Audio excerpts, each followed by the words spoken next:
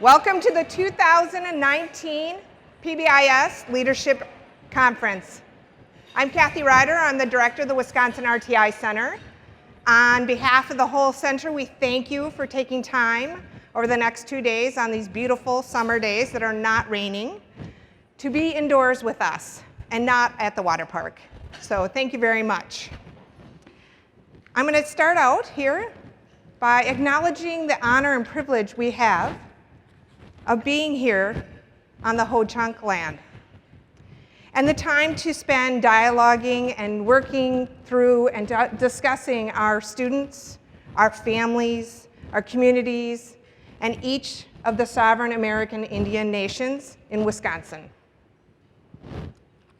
I am so excited to introduce our next speaker.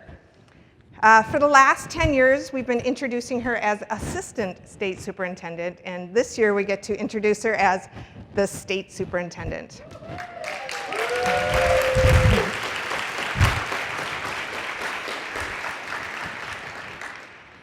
Anyone who knows Carolyn knows she is a fierce advocate for children, and she has been a champion of our work as a way to improve the lives of children.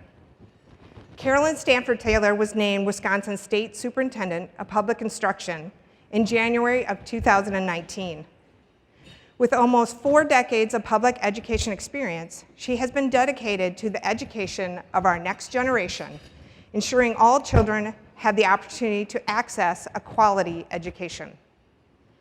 Ms. Stanford Taylor is the first African American state superintendent in Wisconsin's history. Woo!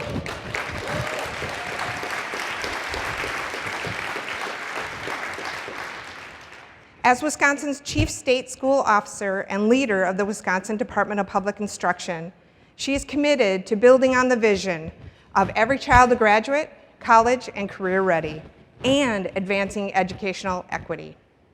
Ms. Stanford Taylor attended the University of Wisconsin-Madison and received both her bachelor's and master's degrees. She served as a classroom teacher and a principal in the Madison Metropolitan School District for over 20 years. In 2001, Carolyn joined the DPI, serving as the Assistant State Superintendent for the Division of Learning Supports, a position she held for over 17 years. She and her husband Larry have 5 children, all public school graduates, 2 of which are public school educators. Her work with and for children extends beyond her professional career through services with her church and her community. Please give a warm welcome to Wisconsin State Superintendent Carolyn Stanford Taylor.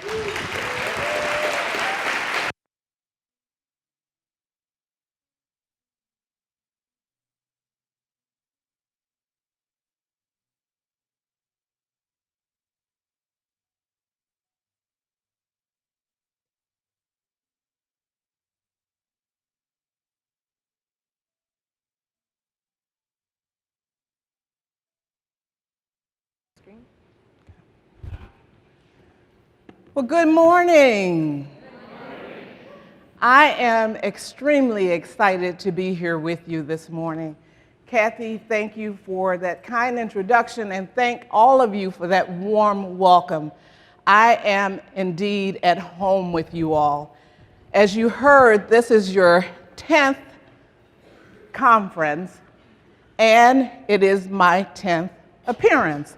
So this work means a lot to me.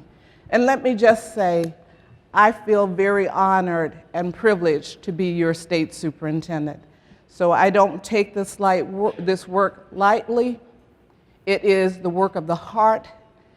It is a mission for me, and I know it is for you as well. So I thank all of you for taking time from your busy schedules to be here with us today. I understand that there are many things that you could have been doing with your time, but you chose to be here. And that's the work of educators.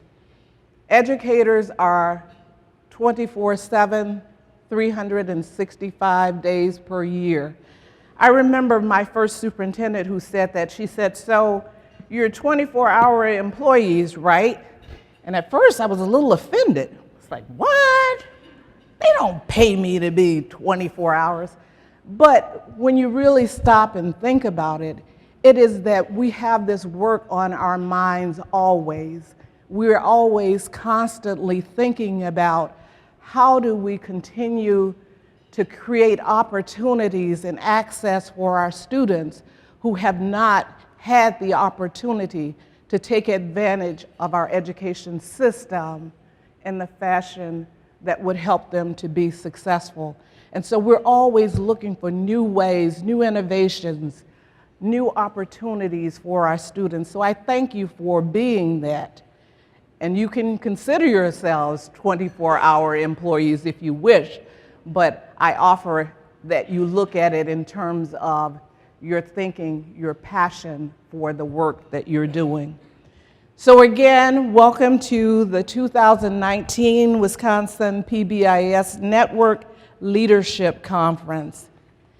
And I don't know if I mentioned, this is my 40th year in education. Thank you. Thank you. And you know, at some point we think about retiring, but we know that the work continues. And so when the opportunity came and I was asked to assume this position, it just felt right. It felt like it was a continuation of the good work that we're doing as a state. Now, we know that we have some challenges as a state. So while we're doing well in the aggregate, when we start to disaggregate, we find that there are some populations of students that are still a challenge for us in terms of creating that opportunity for them. And those are our students with disabilities, our students of color, our students living in poverty, and our EL students. And so when I took this office, the question was, what is your agenda? My agenda is equity. We will continue our equity agenda, and that is providing every student what they need when they need it so that they can be successful. And so it wasn't a question for me about not continuing the work. It's how deeply we delve into the work. And as I've said to the people at the agency, what we're doing is adding more meat to the bones of this thing that we call equity, so that we're all able to articulate what we mean and to put that into action. So I thank you again for being here today. I want you to know that this conference is the most widely attended conference of all of the offerings. So give yourselves a round of applause.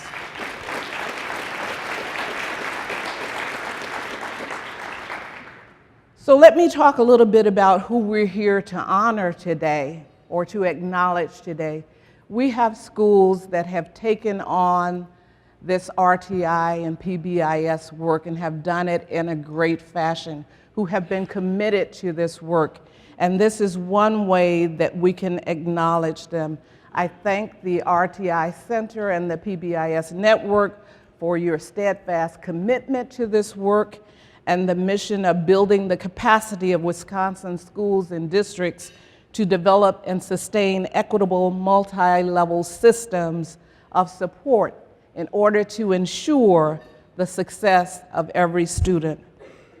So schools implementing with fidelity over time are showing improved behavioral, reading, and mathematics outcomes for their students.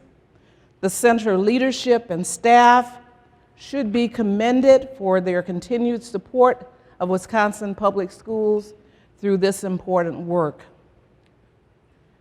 For the 2018-19 school year, there were 479 schools who reached the bronze level recognition with full implementation in one of the content areas at the universal level for at least 1 year.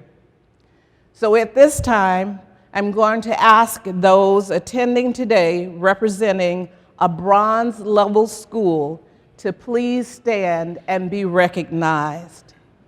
Bronze level, if you would please stand.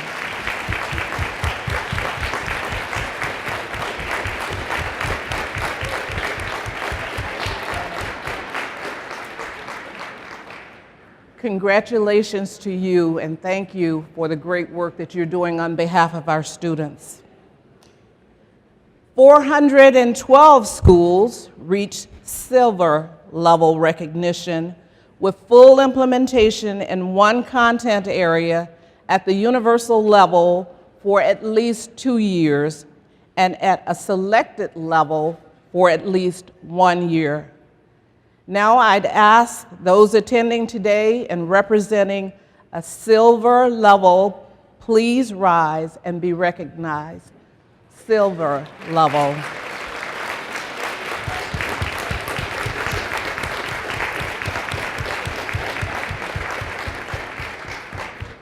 Congratulations to you. 11 schools reached gold level recognition with full implementation and fidelity in 2 content areas at the universal and selected levels for at least 2 years. I would now like to acknowledge the gold level schools. If you are representing one of these schools, please rise and remain standing when your school is announced. So, for all 3 content areas of behavior, reading, and mathematics, Jackson Elementary School, Elkhorn.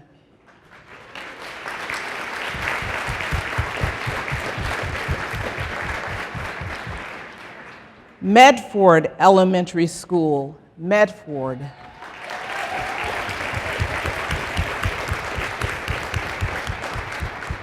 Please remain standing. I see that you connected with each other across the room. That's great. Academy of Accelerated Learning, Milwaukee.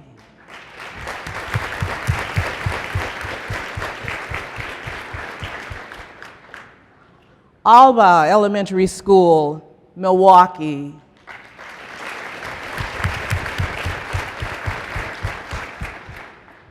Wapaka Learning Center Elementary School, Wapaka.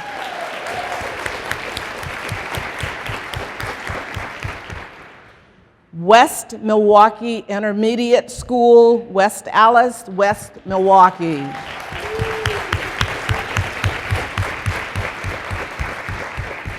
Please remain standing.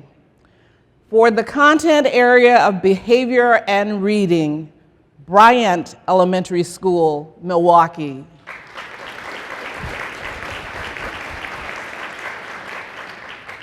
Ronald Reagan High School, Milwaukee. And I might mention that we just had a Teacher of the Year named from Reagan High School. For the content areas of behavior and mathematics, Greenfield Bilingual School, Milwaukee.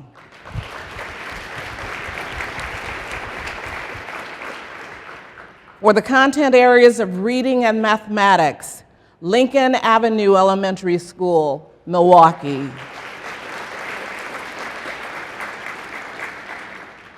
Peshak High School, Peshak.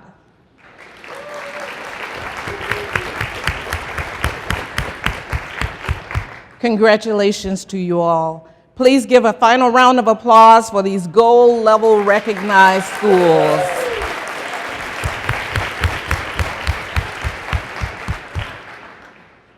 Thank you for the important work you do on behalf of Wisconsin school learners, giving all of our students the opportunity to learn and be successful in life. I hope you have a productive conference and a successful 2019-20 school year. Thank you.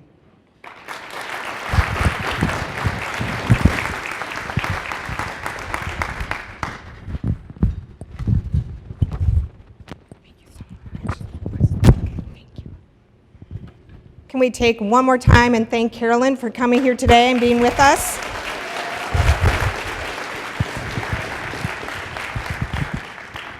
We are very lucky to have our state superintendent attend our conference. It just really shows the commitment that Wisconsin has to the education of our students. So I wanted to also take a minute to thank our very own Justin Poulos, who is our assistant director here. He has spent many years putting this conference together along with a fabulous staff. All of our support, our communication team, our specialists, our regional technical assistance coordinators, our statewide coordinators, our other assistant directors, they have done a fabulous job putting together a pretty big conference for 1,100 people is a lot of work. And I'm just letting you know that Justin is now fulfilling a dream of living with his family in the mountains. He just recently took a job in the state of Washington. So we will miss Justin. And if we can get a round of applause to Justin and say thank you to him.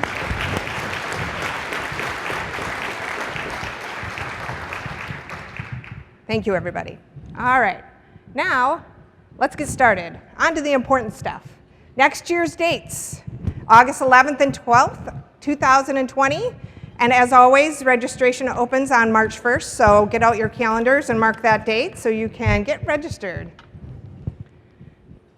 10 years, can you believe it? 10 years we've been hosting this conference. And is there anybody out there that is not a Wisconsin RTI Center employee, first of all, that has attended all 10 years? And if you have, could you stand up? Anybody willing to admit that? Woo, we got a couple over here. We really appreciate that. And when you get a chance, go to the registration booth to get an appreciation surprise. So thank you. As I said, this conference is 1,100 people representing 114 districts and 309 schools. So we have a really good representation of the schools in Wisconsin. And what we do is we collect a lot of information. You are doing so much implementation and you're giving us feedback through evaluations and you're giving us feedback through our trainings that it helps us really look at how to best make this conference work for you, meet your needs. So one of the things we do look at here is implementation. And on the map on either side of me is showing you that in the state of Wisconsin, we have 990 schools that filled out the system assessment at the end of the year. And now that's down a bit from years past, so I'm going to really highly encourage you to take those system assessments year after year. They really tell you what's working within your system and what isn't, and what could you do next. It's really hard to make action plans if you don't have the system assessments. Those schools that are marked in blue, the 693 schools, are schools that have been trained, assessing each year, and at fidelity each year. So we have 693 schools that are at fidelity at Tier 1. And then the red are 199 schools in Wisconsin that have been trained and are assessing, but just haven't yet reached fidelity. And that's okay. We're looking for that ongoing improvement. And the more you can take those assessments, get to fidelity, and sustain that fidelity, the more we'll see improvements for students' outcomes. So information we also know about you. 63% of you are repeat attenders. You come every year, year to year. And 85% of you come as a team. So that's information we take in to make sure this conference meets your needs and supports you as a team as you go back into your districts. You told us why you're here. The top 4 reasons that you have filled out on your evaluations why you're here. The number 1 is all about getting new ideas. And a close second is all about getting practical strategies and examples to be able to improve your implementation. And the next 2 are about re-energizing yourselves as a team and then having time to meet and plan, because we know there is precious little time when you're back in your schools. So we use that information as we continue to plan. What we would like for you to think about are these 3 words: team, train, support. I'm going to say it again: team, train, support. While you're choosing your sessions and you're out there learning, think about when we get back together as a team, how am I going to share that information with my teammates so that they can build their capacity, so we can be planning for all of our staff. So bring it back to your team. Next, train. As a team, you need to be thinking about, how am I going to bring this back to my staff that isn't here? How are we going to train them in this information? That needs to be part of your planning. And lastly, support. It doesn't end at professional learning. It doesn't end at one 2-day conference. It's really about how are we going to support our staff all year, ongoing, so that they improve their capacity, so we see overall improvement. So team, train, support. So speaking of the data, you'll see our theme, you spoke and we listened. On the back of the pages of the conference book are planning documents and tools for you to plan which sessions you want to go to, but also a tool that you can use to facilitate your conversations about what will we do taking back to our staff and how will we support them. Next, you spoke and we listened. Because there are many of you that are coming again and again, we looked at the sessions and what we were offering. Today you have 65 sessions. 50 of them are new sessions for new learning. 15 are the repeat sessions that we heard feedback from you about these are the sessions we needed. We have 66 presenters from the Wisconsin RTI Center, from the Department of Public Instruction, from national presenters, and we have many presenters from schools and districts like you. Those presenters represent 16 districts and 29 schools. Next, about the data. Evaluation, we highly encourage these system assessments, and we know that to get the new strategies and put those in place, you have to measure your system, and you have to monitor that progress, because we know from state, local, and national data that implementation improves when you do three things. One, you measure and monitor progress with those system assessments, TFI, BOQ, SIR, the all staff. We know it improves when you create an action plan or you revise your action plan based on your learning to improve your system. And lastly, we know it improves when you connect that learning and your action plan to your district or school's improvement plans.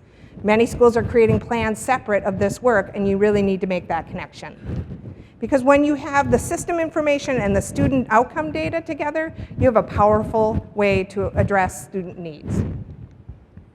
Next, we really highly encourage you to go to our website and check out this document and tool that we have created. It is really there for you to figure out how can I maximize those assessments within our schools. This research brief really gives you breaks down the areas that can help you improve, and so you can make some action toward it. And lastly, we have embedded equity in all of our sessions, so you can make equity-focused changes to your system. At the back of the catalog, we took the TFI, one of the main system assessments. I apologize, this is moving around on me. The TFI, so we took all of the sessions and broke them down into which TFI line item does it match, which subscale does it match, which tier does it address, and then under every single description of every session has a bit more information about what knowledge level do you need to have, what strand does it connect to. So there's a lot of information in there for you to be able to plan from. Again, you talked about energizing or re-energizing your team. We have lots of ways for you to do that. Not only learning in sessions, but learning from other teams within sessions. Gives you time to coalesce as a team, especially if you have new staff members. And we have some fun ways for you to do that. It doesn't have to all be work. Be looking for ways to take some photos, celebrate the work you've done, make connections through social media and other avenues. Yeah. You bet. So we're going to try this. Thank you. Next, we have team planning for you, team planning rooms. If you need that time, you can always meet here in the plenary room. It's always open. That's for you to do some planning. But next, if you would like some support doing that planning, you can always go to the Banyan Room. Our Wisconsin RTI Center folks will always be in that room to help with any questions or any guidance you need. So, we are now trying to be a fun conference, and not because of the water park or the local bars around the area. We're going to have some fun here. First of all, we have badges. Every conference has a badge, but we have badge bling. Take some time to look at the fun statements, but also some really powerful ones in there, and just have some fun putting those out. Next, we have a conference app. This app was designed to help your life the next 2 days. It has everything you need. It has presenter information, schedules, the materials, all the evaluations within it, but it also gives you a chance to connect to other people through the social platform, so really take advantage of that piece. Social media, we're using the hashtag PBISLC19. Take some time to post in there. You'll do some learning from others and do share what you've learned, and it's a great way to connect. All right. Tonight, we are hosting a reception and a networking for all of you, especially those that have received recognition.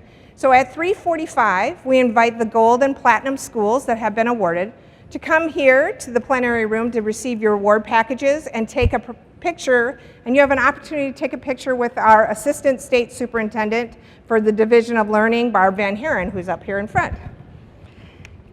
And at 4 o'clock, we invite the silver and bronze schools to join us and pick up their packages and their awards and have fun getting photos taken of your team to post on your websites.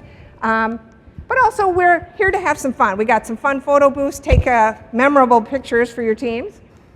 Also, we always have to have appetizers, right? And we have a cash bar available, and we have music, and it's a good way to unwind after the conference today. So 3:45 to 6 p.m., we're hosting that. New, as of last year, we were testing it out, and this year it's new. We are offering an alternative way to attend the conference. It is live streamed. We have 6 CISA hosts who have been gracious to host this there. And we are letting you know because this is an opportunity if you can't get into the conference, but also to let you know they are only doing it today. It's only on the keynote here, and then the session room is Aurelia, and there will be a camera in that room. Don't let that make you shy away. That camera is always pointed on the presenters, not the audience. And welcome live stream participants. Quick change for tomorrow as you're planning. Session D11 is not a panel. It doesn't have school presenters.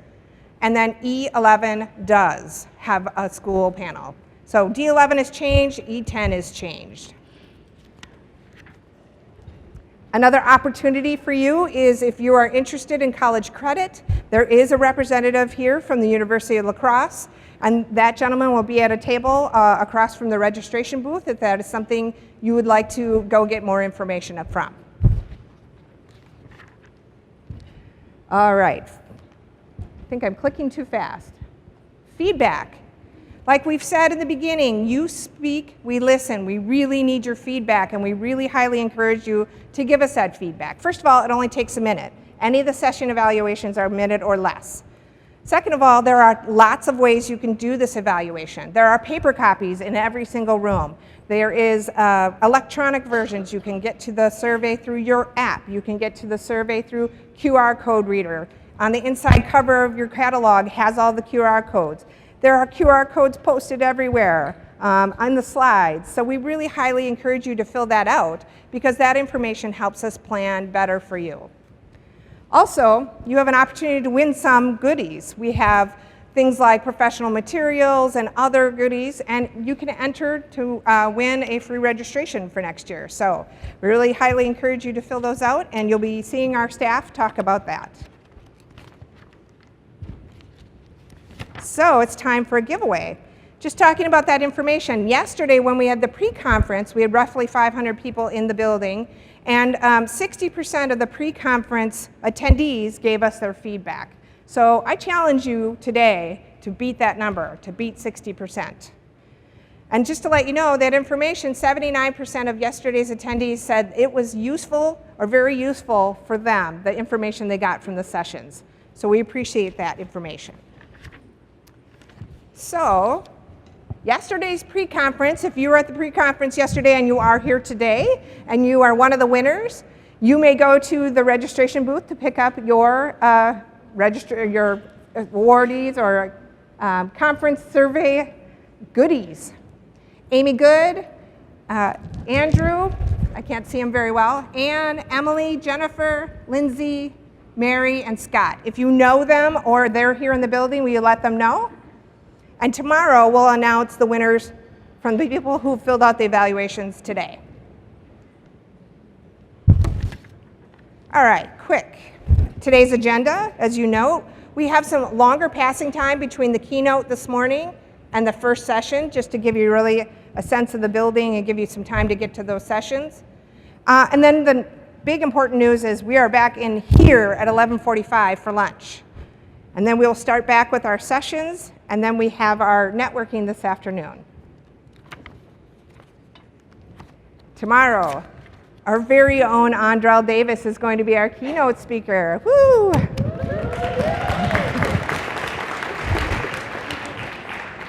I'm really, really excited to hear that. Andrell is going to provide us a fabulous keynote and really get us thinking about how are the children in Wisconsin. And tomorrow's agenda, just to make you aware, we do start a little bit early, 8 a.m. That way you get done at noon so you can get back to your district. So we start just slightly earlier tomorrow, but you get out earlier. And I have the pleasure of introducing our keynote speaker. Dr. Heather George is a research professor in the Department of Child and Family Studies at the University of South Florida. That is within the Florida Center for Inclusive Communities, a university center for excellence in developmental disabilities. Dr. George brings extensive experience in providing training and technical assistance in behavior across a continuum and a variety of settings. She has coordinated systems change efforts at the local, state, national, and international level by promoting an integrated approach of implementing evidence-based practices using a multi-tiered framework, or in Wisconsin, we call it a multi-level framework. Dr. George received her MS in clinical psychology at Indiana State University in 1994, and her PhD in curriculum and instruction with the emphasis in special education, school psychology, and reading at Louisiana State University in 2000. Please give a warm welcome to our speaker, Dr. Heather George.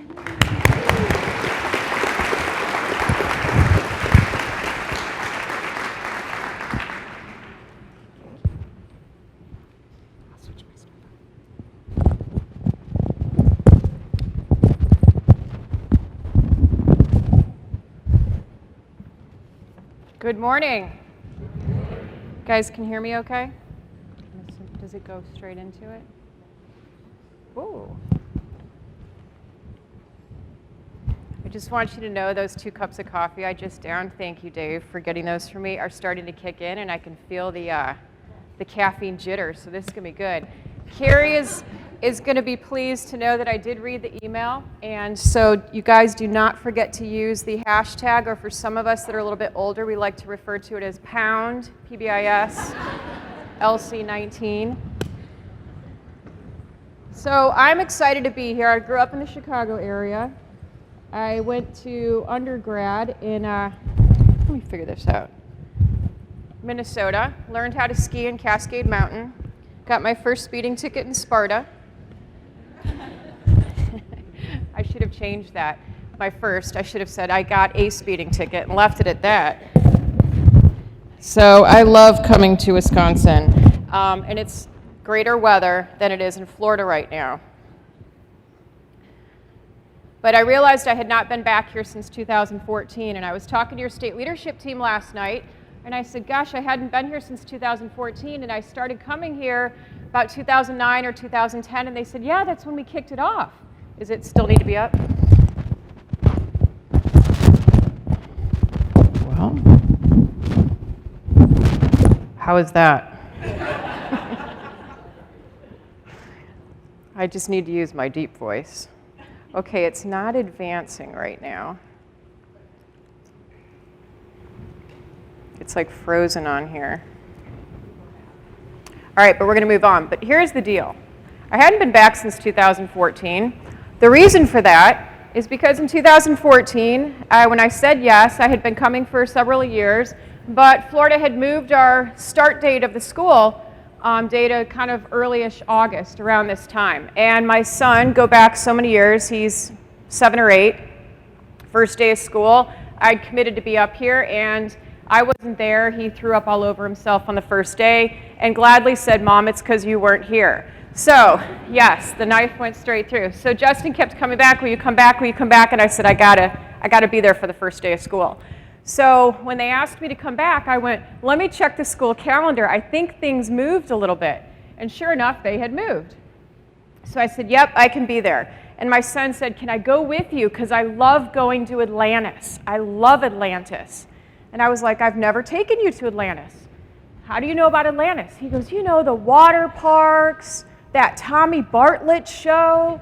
And I was like, oh, the Wisconsin Dells. Yes, I'll let you think that's Atlantis because it's a lot cheaper. Yes. So anyways, it was his first day of school yesterday, so I was able to see him off. He's an 8th grader, doesn't care that much. And I checked in with him last night, and I said, how was the first day of school? And he goes, oh, it was fine. And I said, what did you do? Did you start academics? He says, no. You know, Mom. Procedures, procedures, procedures. That's all we did all day. I know what side of the hallway to walk down. I know how I'm supposed to sit in my desk. I know how I'm supposed to work on my locker, getting the new code open. We worked on that all day. Things are going to be just fine. So things are good, and nobody threw up, and I'm glad to be back. But I all of a sudden had this panic and went, wait, maybe they didn't ask me back. Maybe I did something wrong in 2014. But they assured me, no, that wasn't the case. So what I want to talk to you guys about is at the National Center, we had just got another round of 5-year funding in October. We had just completed 20 years of funding as a national center, which is one of the longest times, if not the longest center ever in the history of the U.S. Department of Education. And we had just gotten funded for another 5 years. So I want to talk to you about what we've learned in the last 20 years, as well as what you guys as Wisconsin have helped to contribute to that whole piece, and what this means for you when you go back to your school and your districts. So one of the things I think that's important to know is that there's a lot of things that are happening outside of Wisconsin. You guys know that, but there's a lot of things that are happening outside the country of the United States as well in terms of positive behavior support. So one of the things that I wanted to point out to you is there is the Midwest Pbis network, which is established within to serve as an association that also supports the RTI network that you guys have in Wisconsin. But we've got networks established all around the world related to topics of positive behavior support, from everything from adult living, early childhood, to family, to the community-based supports, to everything from school-wide, and we're learning from each other. So one of the things I want you to know is that it's virtual, so much of it, of these networks. And so just because they might be part of, say, a network in Alabama, doesn't necessarily mean you're living in Alabama, because it's the virtual piece and we're learning from each other. So what I want you to know is just as much as you guys are learning from each other in Wisconsin, there's also other stuff we can learn from each other in other parts of the world on how they've adapted PBIS, how they've made it to fit their setting, their culture. We're talking about flexibility with our implementation, but also making sure and seeing that they are also achieving the outcomes, and how can we sometimes think outside of our box. So just know, in the end, you're never alone in that piece. And that is the website for it. In case you didn't know, if you haven't had a chance, there's the annual conference that they have. It is in South Beach. It is that exact hotel and that exact location on the beach. So it wasn't like a pretty picture and then you're inland in Miami. So get the word out. Good travel opportunities, but the call for papers are open now. Part of what I wanted to tell you about, sometimes we can't go to conferences unless we get accepted as a presenter. And that can be scary to think, what am I going to talk about for 75 minutes? You know, do I have enough to talk about for 75 minutes? Would I get accepted? And they have these Ignite sessions for schools and district levels that you can send something, a proposal, and you want to ignite the audience on 1 or 2 strategies that have worked at your school or district. You have a max of 5 minutes to present. Okay, sometimes you only have 2 minutes to get up there, give your big thing, you jump off, and then there's a bunch of other people behind you that are also presenting in that 75 minutes. But you get into the program, you get an opportunity to present, you ignite the audience on that one thing that you did that's fantastic at your school that you want to brag about, and then there's a poster session afterwards and folks can talk to you in more detail with some great food and everything. So just know that that's an opportunity. Or you can go and not present and feel that pressure and get all kinds of other good information. All right, so let's talk about the number of schools that are using PBIS. We did not have any 20 years ago that were using PBIS. We had maybe a school that was willing to let us play with them for a little bit. I think George Sagai is a really good example of this. His wife was a principal in elementary school, and he said, hey, got some connections. Can I try some stuff out at your school? It helps to have connections.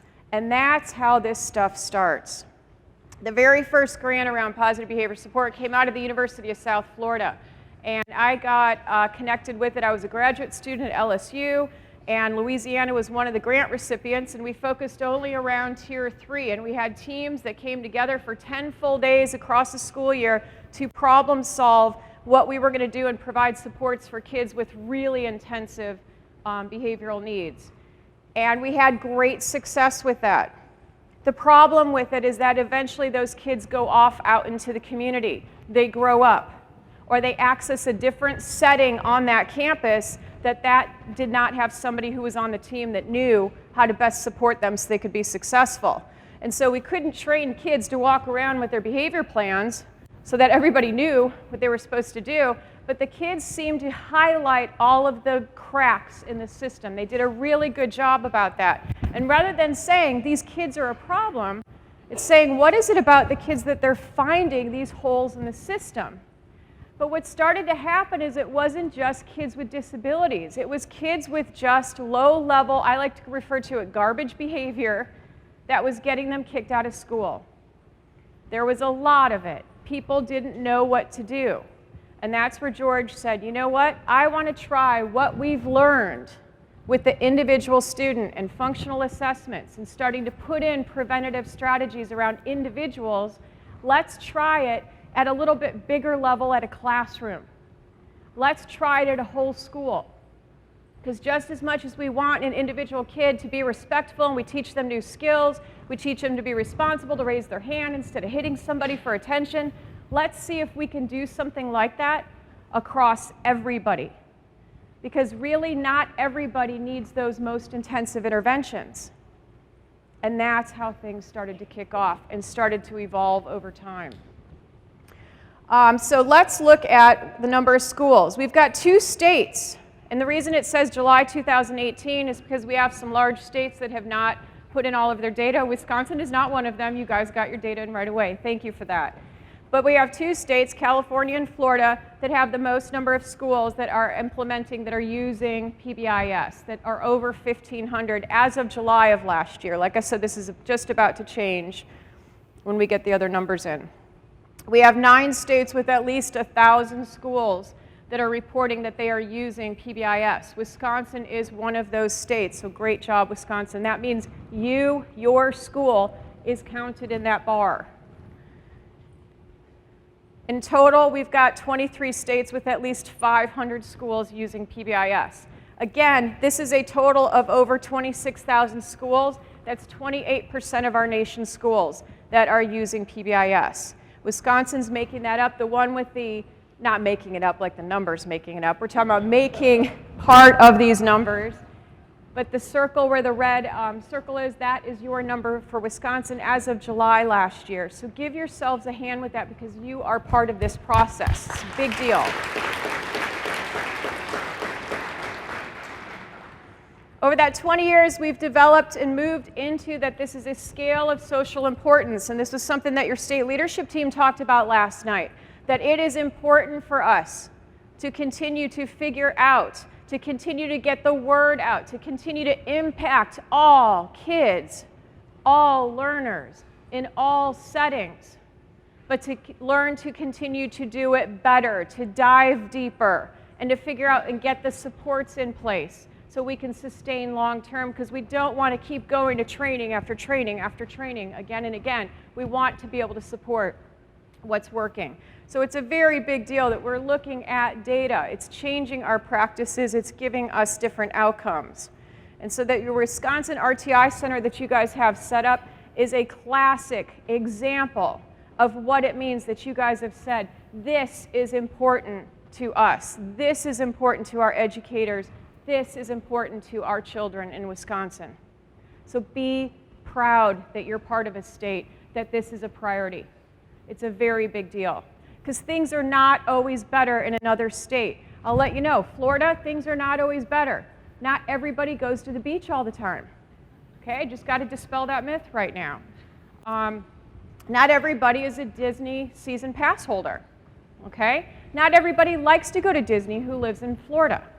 Okay, just keep that in mind. So it's not always better on the other side. We've got to think about what's working right here and what do I have, and just know you guys are in great hands here. Talking about school climate, hot topic.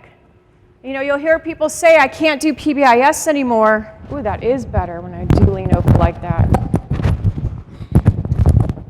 Do you feel like I'm yelling at you?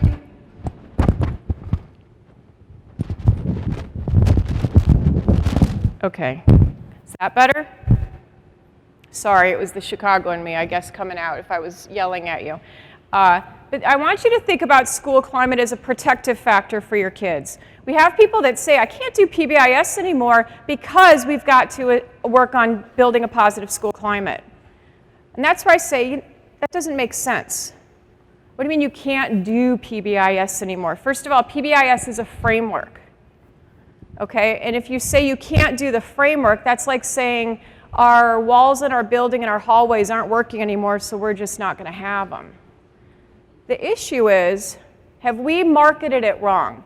Have we been giving the wrong message? Have we been accidentally telling people or have them think this is a program, this is a curriculum, and you just need to do it like in this box, and then everything will be fine.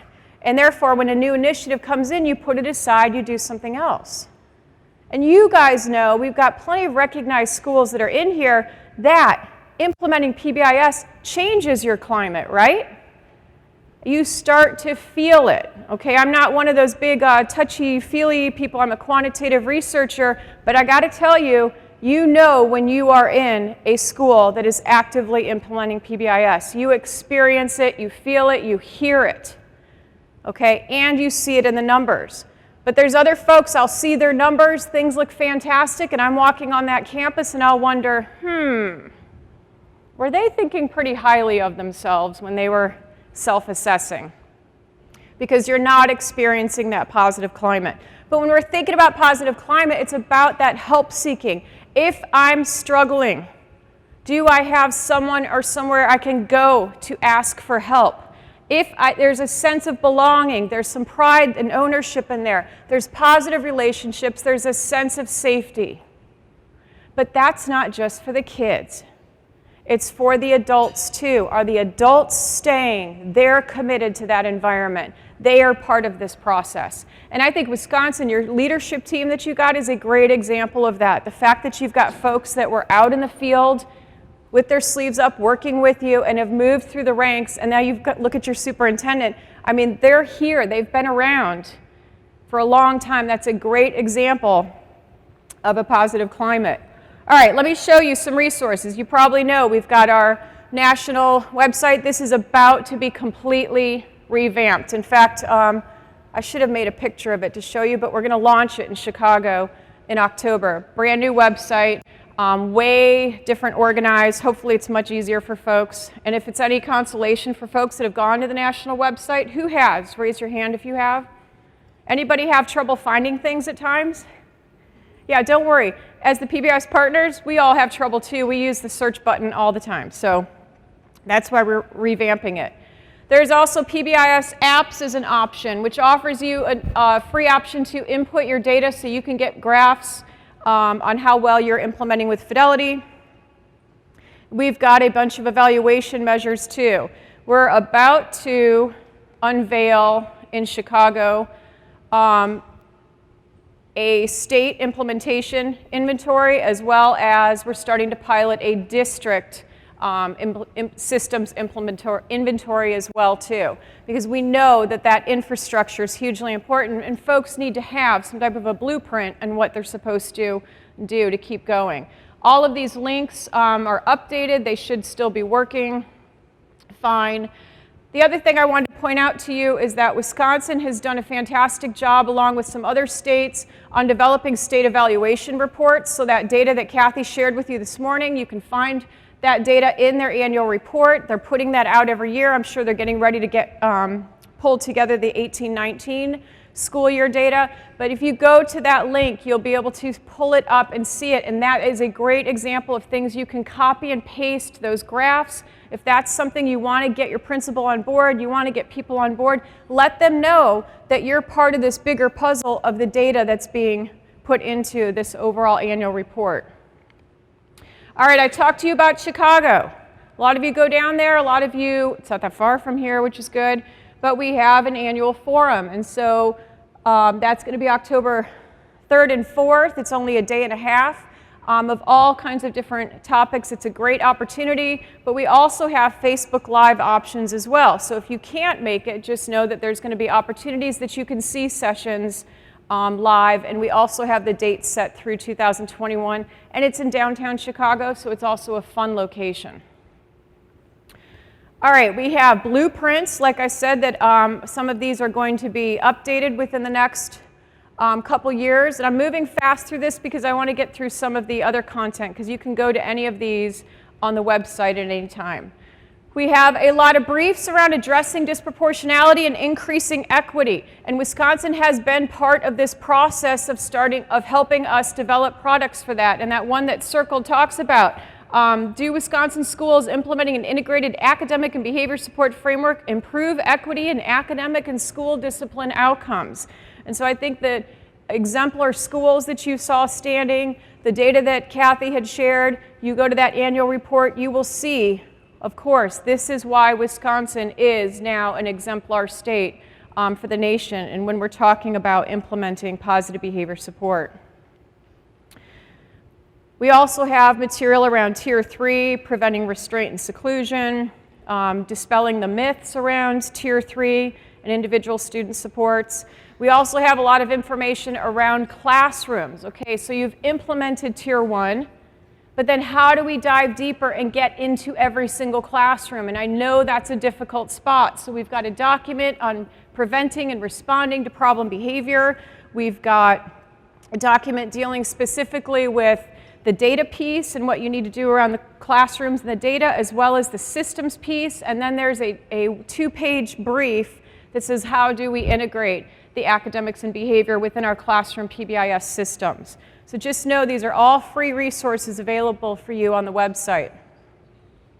When we're talking about climate, we've got materials up there, and we're going to continue to see more materials that are posted, as well as what do you do when you need to get back to school after disruptions. When we're talking about disruptions, that brief in particular was written while I was working on a generator during Irma. When Irma came through last year, as we didn't know Maria was getting ready to build at that same time. And so in Tampa, we weren't hit so hard, but yet everybody in the South had relocated to the Tampa area, and they had to close schools and shut everything down for a week, and we did lose power for over a week. But during that time, it wasn't just the hurricanes, we had serious wildfires going on in California. And so the key was, what do you do when you get back in a place? And you think about the flooding that occurs, you guys have blizzards up here. How do we set up these predictable, safe routines once we're coming back after some type of disruption like that? Even if there's some type of violent incident that occurs, it's that same process that we need to engage in. It's so important that we get back to establishing routines that are predictable and providing that safe environment for folks.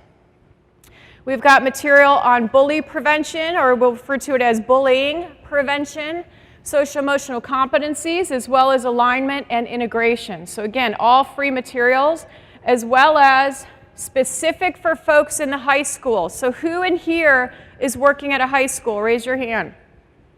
All right, so we've got a lot of materials there, and there's some new practice briefs that are just getting ready to come out in the next week, specific around attendance, outcome data, and building student voice within your high school settings.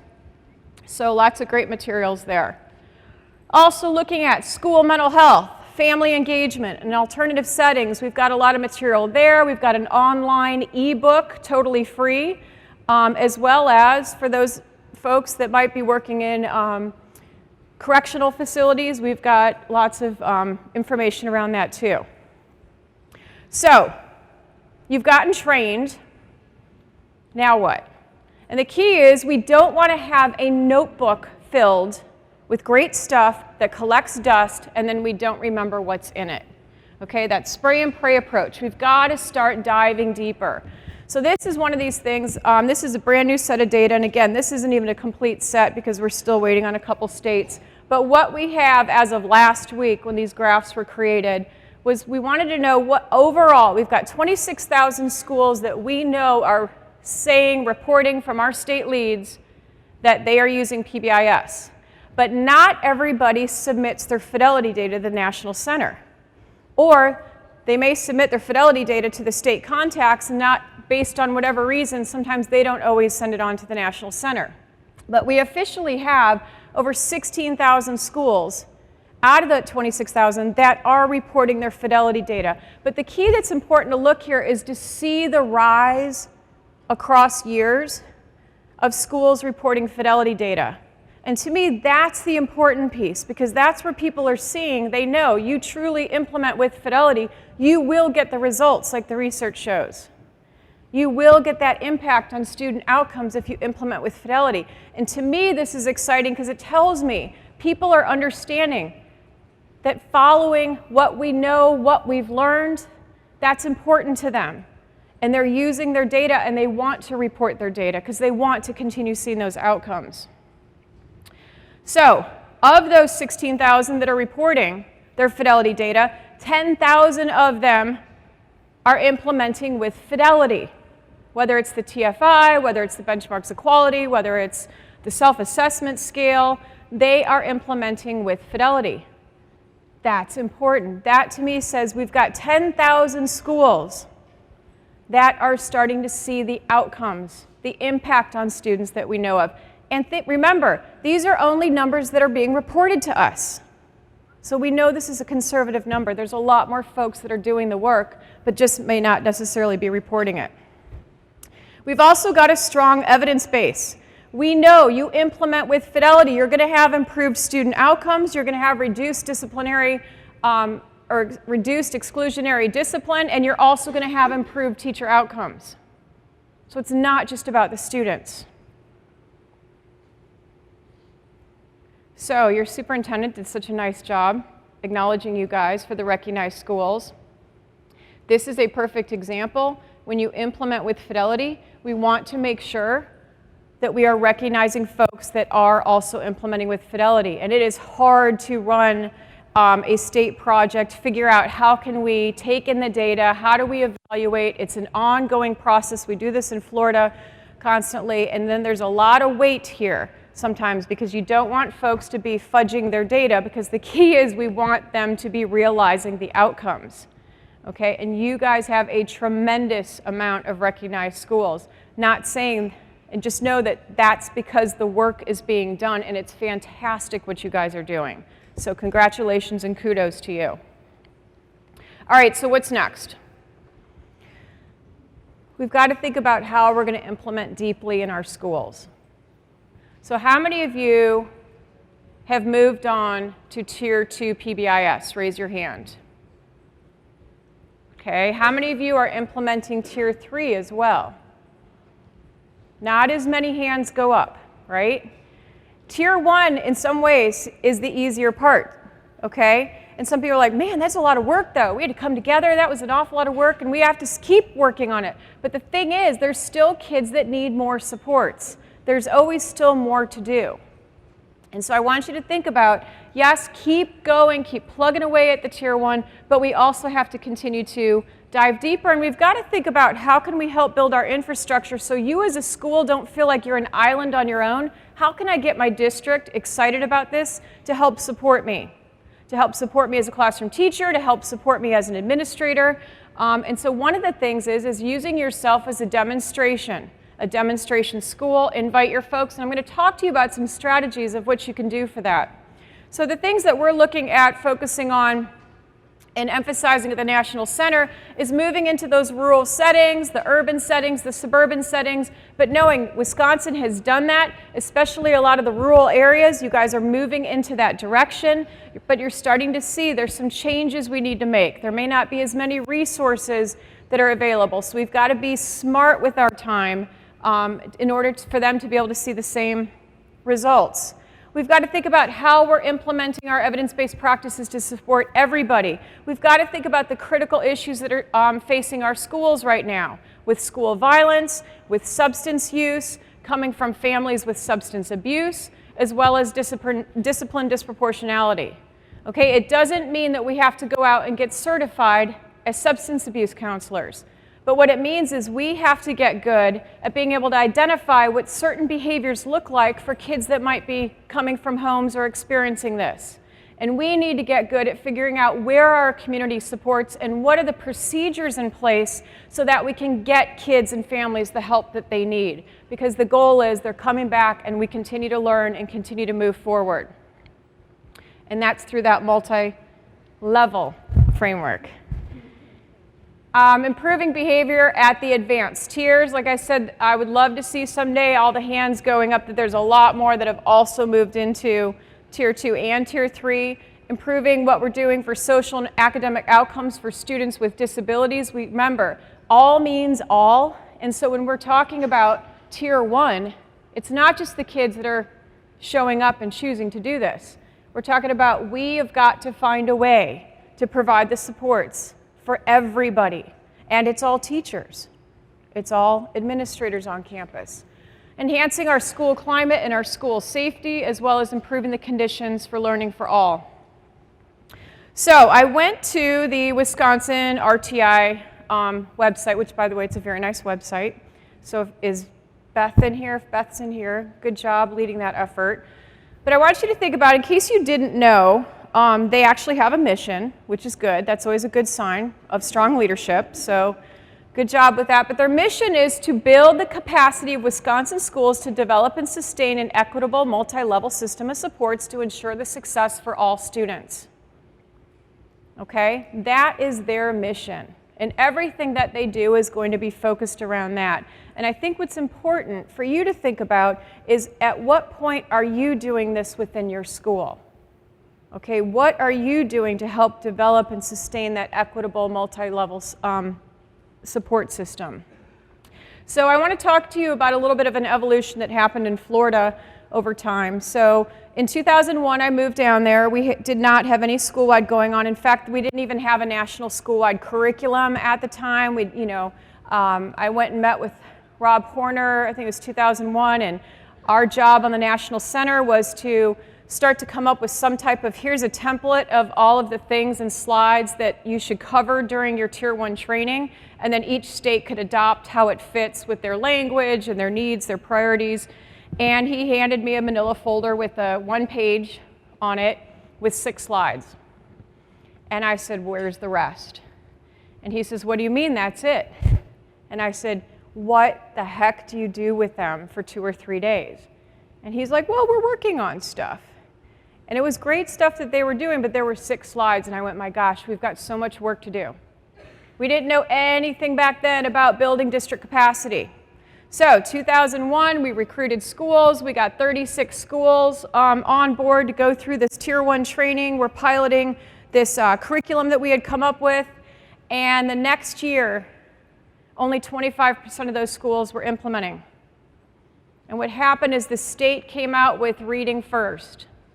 And they said, you must focus on reading, and that is your sole priority. Okay? And so what happened in that process is that the schools were doing what their districts were telling them. The districts were doing what the state was telling them. But little did they know that the schools, what they had truly engaged in for this intensive 3-day training, that it was a systems change process and how that could fit and how we could do common messaging and what they were going forward with. So that's when we said, you know what, we need to step back a minute. And it's not just talking to the district about, do you have a meeting space? Can you pay your people in the summer to come? Do you mind, inviting them? We had to dig deeper into the districts because we can't continue retraining. People burn out from that too. So it got back to thinking about the relationships. And so for this piece, it's thinking about, all right, what is the state saying is the priority then who is helping to deliver that information? So look at the Wisconsin RTI network. They're the conduit between the state and what's happening out there in the districts and the schools, okay? They may be your direct one from the school to the state project.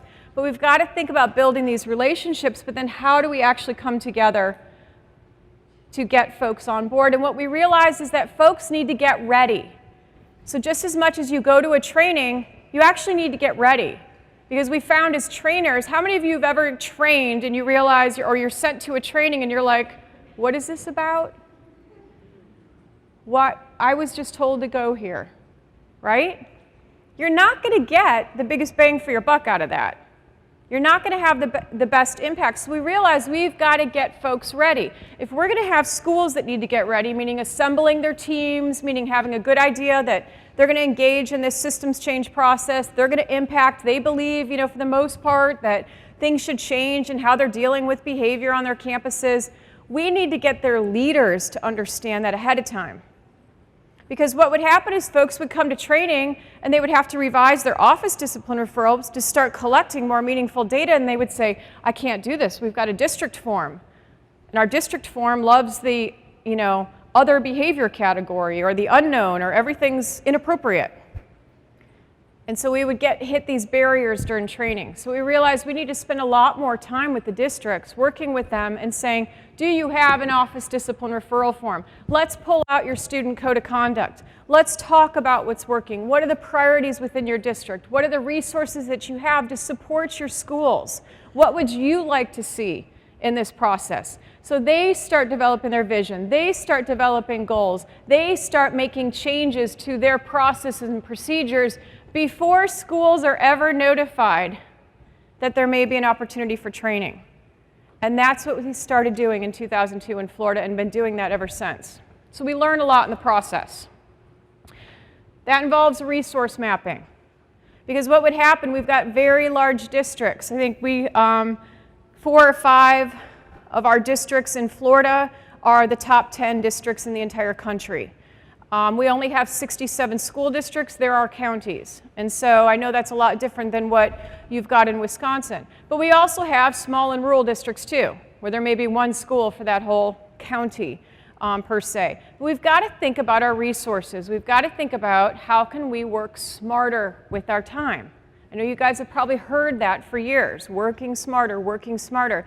But let's think about what that looks like. It means if you're a district and you are saying, we are going to be addressing behavior, what does it look like at a district level for Tier 1? What are you investing in for professional development at Tier 1 for your schools? What are you investing in for supports to coach your schools after they get trained in your Tier 1? And then you continue to move up that continuum. We've got some districts that have over 150 different behavior initiatives, just talking about behavior across the continuum. And when you start talking to them, they're like, oh, I don't think we do that. That person died. No, that person left and moved away. Oh, I don't think, do we still have books on that? And it's like, guys, this is not working smarter. No wonder schools get confused or schools start saying, I'm just going to do my own thing. Because when you have a strong leader, they're like, I'm not going to wait around for the district. I'm going to figure this out, and we're going to do this right now at our school. So there's a lot that needs to happen at both the school level and district level. And I'm telling you this because I want you to know if you are coming from a school, you have the power to work on this at your school, to work smarter, to work more efficiently so you guys can be more effective. But you also can be a great demonstration to the districts in how that can work and what supports you need from them to continue that work. And if you're coming from a district, I want you to get these ideas, think about what we can do as a district to best support your schools out there. So you got to think about your team vision. So it doesn't matter whether you're a school, whether you're a district, and sometimes I'll say, you know what, if you're the 5th grade level team, get together. What's your vision if your school doesn't have Pbis going?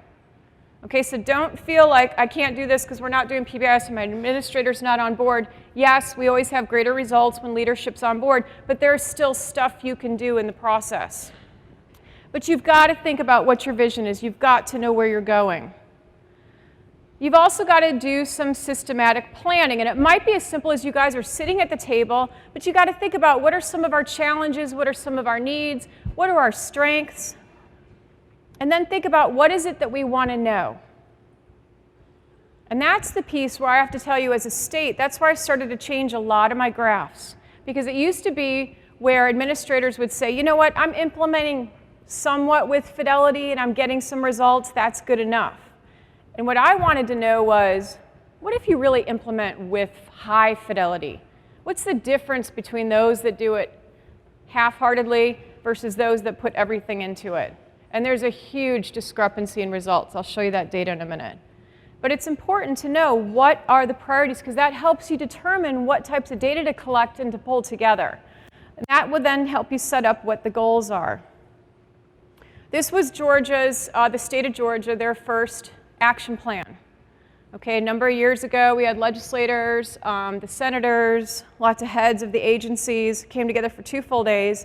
We developed a common mission, discussed in small groups, and eventually had to do the cutting the paper and figuring out the organization across the themes. It's changed tremendously. They've now got it organized in a really nice page. I wanted to show you this one. This was Bermuda's plan. I worked with them few years ago, and they went island-wide, and some people would say, well, it's a small island. It is, but they have 33 public schools and then a handful of private schools. But out of those 33 public schools, that essentially is often like a district for us, okay? And from that, they said, we are moving towards MTSS, but they set up what their specific goals were and then outlined their objectives. Again, it doesn't matter how you do it, but sometimes when it's in an easy, readable way, it's easier for us to make sure that we're catching up, following up, making sure people are doing what they're supposed to be doing. This was a school down in Key West. Okay, the principal said, listen, I've got, people are just in really bad moods. The climate's bad. I need you to come down and work with us. This was years ago. And so everybody had a voice. And we talked about what's your dream for your school. We did this also with Miami-Dade, for example. What's your dream for your district? Okay, what do we have in place? What's working for us? What's not working for us? What are some goals that we have? And that's when we started to generate their overall plan and their goals. So like I said, it doesn't matter whether you're a school, district, or state. You still need to have some systematic planning with that. And that clear vision, that clear mission at the district or school level then needs to be seen on the websites. You're seeing it, on your posters. You're seeing it on marquees. People are talking about it. The fact you had your state superintendent here talking and intimately knows Pbis is a huge deal. And you know it's important for you because you realize, essentially, I'm working for her. Like, this is great. And she saw that it was important to be here. Yes, that's important. And as leaders out there in your schools, it's important that you're out there as well so that your teachers, your families, your students know and see that this is important. So, like I said, we have 67 counties, 67 school districts in Florida. And there's only about 5 districts that have never, actually there's 4 districts that have never worked with us. I was relieved to know that there were 4 districts that haven't worked with any of our other state projects, so that was good to know. But the other 2 districts had just recently, or had gone inactive at the time when this was made. So there's activity that's happening in every single district, and we don't train an individual school. We don't train a school that says, I got everybody together. We will say, you have got to pull together a district leadership team first. You've got to have district planning first. I had said no to one of these districts. I won't say which one, but for 7 years I said no to them because it was the behavior analyst that kept coming back, really nice woman, and said, Heather, I really want to get this going. And I said, do you have your team together? And she goes, the district's still not on board yet.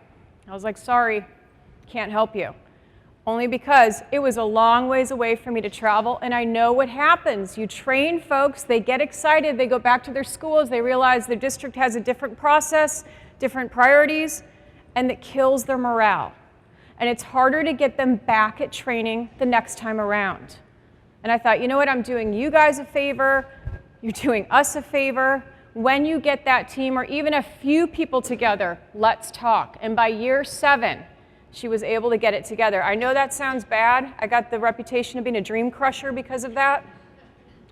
But I was tired of having to retrain the same group. And the groups that were coming back were like, this is a leadership issue, either at our district or our school. We know this stuff. We need help. And that's where we've got to focus on this. But I have to say, that district has been a model district ever since then. They trained all of their schools, all through the tiers. They got their systems in place, in support. And she said, you know, I had to wait a long time, but it took a long time to get the conversations going. And I want you to know, we did give them some tools and things to do on the side, but we didn't officially call them trained schools. So, all right, so nobody's exempt. That's something to think about. A lot of us think, or not a lot of us here, but folks sometimes think if the kids would just do this, life would be better, right? I'm a parent. I've had those moments. That's why I didn't bring my kids here, because they'll back it. But think, nobody's exempt. Okay, so if we're going to have kids change their behavior and act differently, what does that mean we have to do? We have to do it first. The adults have got to do it first. And how many of you found that that's been a little bit of a hard thing? Yeah, the kids are easier, aren't they? Right, we get set in our ways. And so the thing to think about is we've got to think about nobody's exempt. So if we truly want to make changes in our school, with our kids, have them acting differently, it means we are going to have to do it first. We're going to have to commit to it. So it's important when I talk about these data pieces that you guys are getting the word out there, okay? And so sometimes we've got to pull data from other sources if you want to get people on board at your school to start doing this, because they need to know this works elsewhere. This works at the school down the street. This works at this other county. This works in this other state. Here are the results that they're seeing, okay? And then eventually you'd be having your own data. You know, to me, what's exciting being here in Wisconsin is back in the day 10 years ago, it was a lot more national presenters and very little local. And now it is heavy, heavy local because you guys are the exemplars. You have your own exemplars. You don't need people coming from the outside, many people. I mean, the fact that Andrea's presenting tomorrow, I mean, that's one of your own people. It's fantastic. That is a sign you have built your own capacity and are looking at your own local capacity as your experts. You're becoming self-sufficient. And that's exactly what we want from states. We want that from schools. So we saw that if you implement with fidelity across years, this is Florida data, you actually have 35% less office discipline referrals on the average than a school that does not implement with fidelity. That's a big deal. Because if you equate that to number of minutes regained, that could be several years' worth for some schools, okay? Looking at if you implement with high fidelity across the board in Florida for our schools, you have an average of 46% fewer days of out-of-school suspension compared to schools that implement with low fidelity. Think of the number of instructional minutes, the number of days you were able to regain in that, and that's why we're starting to see, and you guys have that data of your academics going up too. You're getting them in the seat and we're pairing it with good instruction. So it's important that you're using data from somewhere, whether it's your own data. I had a high school years ago in the Panhandle say, the principal was so tired of teachers not wanting to do anything different for behavior. And so at a faculty meeting, he said, you know, our procedure is when a kid shows up late to class, you're supposed to send them to the office to get a tardy slip. He said, how many tardy slips do you think my office processed last year? And so people are like, a couple hundred, you know, whatever. And this is a school of under 1,000 kids for the high school. And somebody shouts out, 4,500 tardies. And the room goes, ooh. And he said, I have over 16,000 tardies that I documented of tardy slips that I wrote. And he said, now I want you to know how many minutes that lost. This is why I want to change our tardy policy. You show up late to class, I need you to deal with it in the class and get back to instruction. But we've just rewarded them by giving them more time out of class by our current procedure. That was the first step in data. That's how we can get people to buy in. But sometimes, in Florida, we didn't have any data when we first started, so we used this video from Indiana. That was the first video. I don't know if any of you remember a video. It didn't have a DVD. It was a VHS tape. I had to think of the name. It's been so long. And we would show video of what Pbis looked like, Tier 1, on the school campuses in Indianapolis. And finally, over time, Floridians were saying, can we look at pictures of our own kids and something that fits down here in Florida, and can we stop hearing about Indiana? But they were the only ones who had developed a video at the time. It's like, you're right, we're ready to make our own video. It's like, you guys have your own website, you've got your own conference. So again, you've got to start somewhere to get folks on board. But think about, why didn't we think about this earlier, what we need to do to get people on board? So I wanted to share with you just this research that we did recently in Florida. We had 33 districts that were submitting data to us for a number of years, both fidelity and outcome data. But we had this criteria that they had to be submitting it for at least 5 out of the 6 years, and at least 80% of the schools had to have been implementing with high fidelity. And that narrowed it down to about 6 districts. And from there, we went in and did some deeper analysis and did a lot of qualitative interviews. It's a painful research process for those of you that have ever done qualitative, which is why I'm not a fan of it, but that's just personal opinion. But we found out some really cool stuff. Because what we realized is we wanted to know what are the practices that these 6 districts are engaging in, and they ranged everywhere from small and rural to large urban districts of the 6.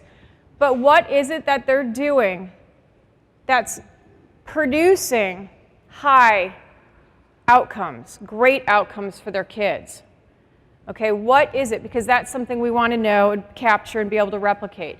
The number one thing we found is they had a district coordinator. Okay, and I'm going to go through details of what this means, what it looked like. Coaches, they had district teaming, they had district team activities, they had leadership and buy-in support, they had a district data infrastructure, they provided direct support to schools, and they also were communicating.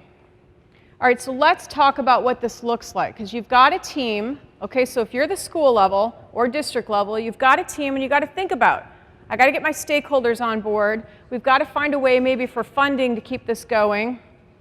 How does this affect some of our policies that we're engaging in? What does this mean for our workforce? Am I hiring different types of people? Do they need to have different types of training? What types of coaching can I get to make sure that, okay, they go to training, but then how can we make sure they're implementing correctly once they get back to school? What's the data that we're using, and how are we going to provide feedback to folks if they're not implementing correctly, or if they are implementing correctly, we need to provide the kudos to them, and how we're building our behavioral expertise so that we've got local demonstrations. Now, if you're a school, your local demonstration could be one of your classrooms. It could be your teacher's got some high quality classroom management going on. That's someone that you want your other teachers to go visit and see how they're doing it. You're in a district, you've got a school that's implementing with high fidelity, you're going to want your other schools to go visit them. We've got states that will come visit other states. We get a lot of requests for states to come visit us in Florida. It's interesting, they never ask for the summertime to come visit. It's always like February, March, that they want to come. All right, so let's talk about district coordinator. That's the lead contact person. Okay, that's the person who, what we found though is diving deeper, it wasn't just having a body or a name associated with it, but that person actually had a relationship with the school administrators. They had deeper content knowledge around Pbis. They actually had the trust of the administrators, of their district team, because they had been in there for a while, but they were passionate and knowledgeable and had that experience. Okay, that's something to think about if you were going and moving in that direction of your district. But I want you also to think about, who's your lead person at your school? Do you have a school coordinator and somebody that can fit those characteristics? So the takeaway is those personal attributes are absolutely key to successful implementation. So what does this mean for you at a school? Because I know if I was at a school, I'd be like, all right, that's great and all, but I'm just trying to figure out how to get my classroom together, and it's not my job to change the district, right? But I want you to think about how, though, can I get the district excited about this while I'm implementing? And so I want you to think about who's your district coordinator. Identify who that person is. If you don't have one, you're probably going to be it, okay? Just know that, at least in the interim. And that's what would happen. I would get a classroom teacher or principal, they'd be all excited, they'd contact me, and I'm like, well, you're it until we form this district team, and they have a discussion about who would be the likely person as a coordinator. But essentially, you're that main contact person initially between that state project and what's happening in the district. But I want you as a school person to think about who is our main contact, and if you don't have somebody, who could that person be? And how can your school get involved if they do have an active infrastructure for PBIS in the district? So just some takeaways to know that there are things you can do. All right, we found they had coaches. And what we found with these coaches, and these were my coaches from Puerto Rico on a Saturday night, but it says Todos somos el cambio, meaning we are the change. And they texted this to me at 7 p.m. on a Saturday night because they can't be pulled out of school. So they do their trainings on Saturdays and Sundays. If you haven't had a chance to go to Puerto Rico and go to one of their PBIS trainings, they're really fun, okay? I mean, Wisconsin's fun, don't get me wrong, but they've got like salsa music and they make a good time out of it. So, but I want you to think about these coaches. It's not just providing the direct support to the schools, or if you're a school and you have a coach and that person's providing direct support in your classrooms, but they're receiving additional professional development. And that was the key, okay? Because that's the piece to know that there's effective PD that's provided by the coaches, but because they're receiving effective PD. And that's a big difference in there. So what does that mean for you if you're at a school level? You've got to try to identify that PBIS coach. Remember, if you don't have one yet, you're probably going to be it, at least in the interim, okay? And you never know, you might set yourself as future job moving up the ranks in the district faster. Talk to your district leaders and seek the resources online within your state. Wisconsin RTI Network, you guys have a ton of material, great material that's up there. But talk to folks, okay? Try to get involved with it. See where you can get other information online so you don't feel, remember, I told you about those international networks, all of the other resources out there, so you're not alone. And look for additional training opportunities to build skills and network with other folks, okay? So that you don't feel like you have to do it alone, because you shouldn't have to. All right, there's district teaming that occurs. And what that meant with district teaming, that there was multi-way pathways focused on practicing, changing our practices so that we better impact our outcomes and our way of work. So what does that mean for you at the school? It means identify the leadership team. All right, what if you don't have one? What's the go-to? Start identifying who those people could be. Okay, usually the first person is maybe director of special ed, might be your director of student support services, something like that. If you don't have one, start contacting your district leaders. Talk to your principal for building support and visibility about your school and district. Okay, Naples, which is Collier County in Florida, another one of our exemplar districts. They have about 36 schools in their district. And it was their principal that called me years ago, a principal from an elementary school, and said, I want training. And I said, great, you need to get a district team together and you need to find 2 other schools. And he said, okay, I'll do it. So then he called me back and he goes, I got the 2 other schools, but I don't have the district team yet. Do you have ideas of what I can do? I said, I'll send you some information. Can you start presenting at some of your meetings when you have to go to for the district to get them excited? And he goes, can I be the pilot for my district? I said, yes, you can with those 2 other schools. But that principal is the one that helped form that district team. Okay, so it can happen. So look for the resources to disseminate, to build interest, and invite district leaders. If you guys have events happening, invite them, because they need to understand what does the work look like. They need to understand it's not necessarily a simple, easy process. All right, district team activities we found. This is one of the superintendents for a district in Texas, but they're involved in the process. They actually have specific activities that they're engaging in. So it's setting high expectations and promoting follow-through. And like I said, your superintendent was a great example of that this morning. So what does that mean for you at the school that you can do? Implement your activities at your school. Invite the leaders, your family members, your community businesses for future partnering. Document your activities and outcomes achieved. It's important to have some products that you can show and to be able to, some people will say, well, what does it look like? And you just have it handy. And do the work and get the word out. These districts also had leadership and buy-in support, okay? This is the Georgia governor. He meets pretty frequently, well, it was the previous governor, met pretty frequently with the team, and I think you guys are in a great position with what you have now with your cabinet, with your governor, and their support for Pbis. So this is a great opportunity. But it's that process of that leadership piece and having them that institutional knowledge, but also being that visible piece for everybody else out there. So what does that mean for you at your school? It means if you're the classroom teacher trying to get your principal on board, that's where you might go to the Wisconsin report and pull certain data and say, I want to show you what some other schools are doing in our state. I want to show you what the state's doing. I want to show you the impact that we can have on our kids. Provide them that data, that detail that they need, and maybe they need it in their hands so they can start taking it to their district meetings to say, hey, I think this is a good idea. I want to get this going. Identify any district leaders that might have some Pbis background. Because just because they're in a new role doesn't mean that they've forgotten those skills or have changed their philosophy.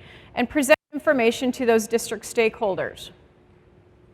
We also found that these high implementing districts also had, don't worry, I will be ending soon, a district data infrastructure.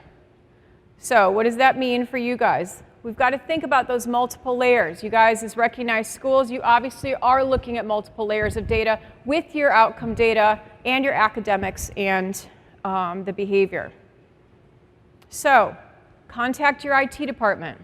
Okay, so as a school, contact your IT department at the district and say, is it possible that the data system that you have, can it produce meaningful graphs?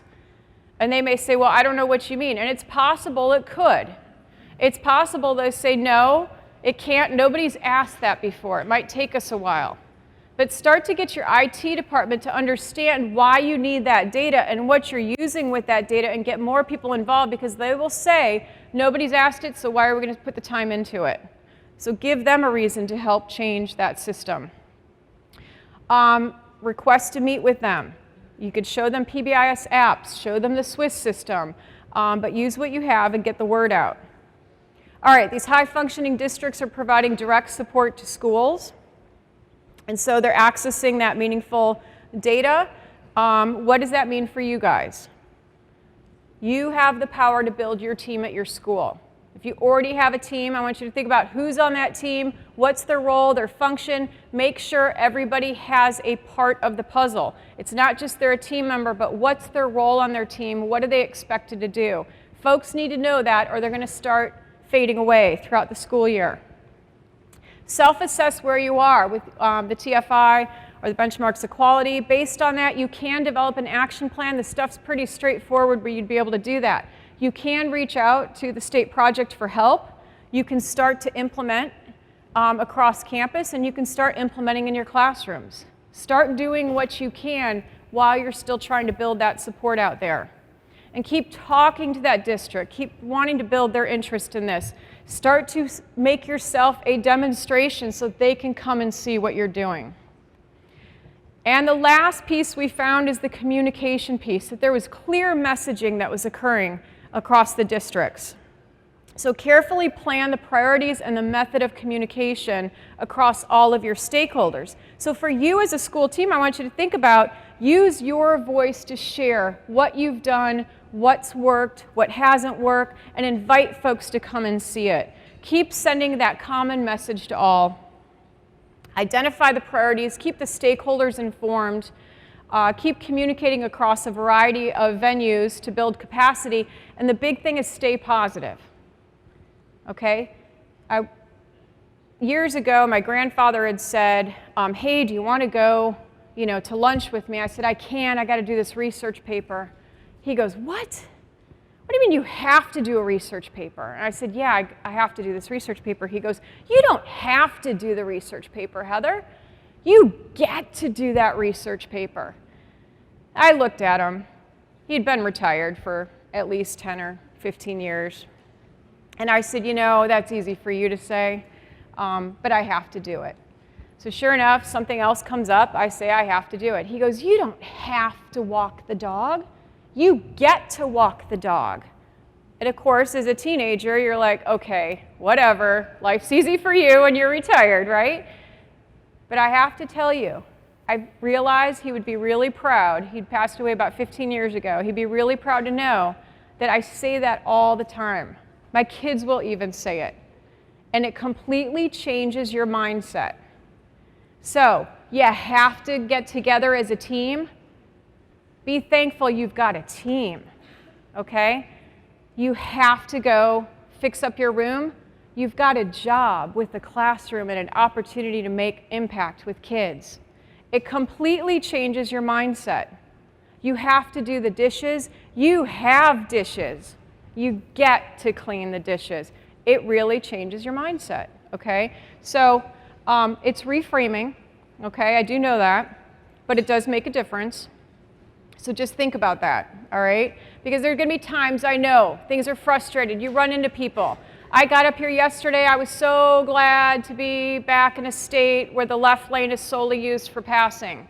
I was like, oh, thank you, thank you. And then there was one person, though, who was hanging out in the left lane. Of course, it was an Illinois plate, but I was like, oh, so nice. But the issue is, I had the opportunity to drive a car. I have the opportunity to go visit other places. It changes things. Otherwise, we can get so stuck on the negative.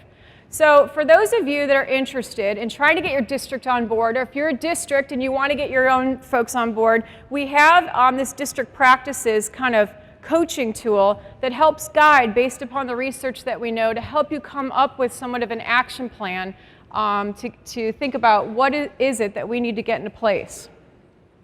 But remember, nobody's exempt.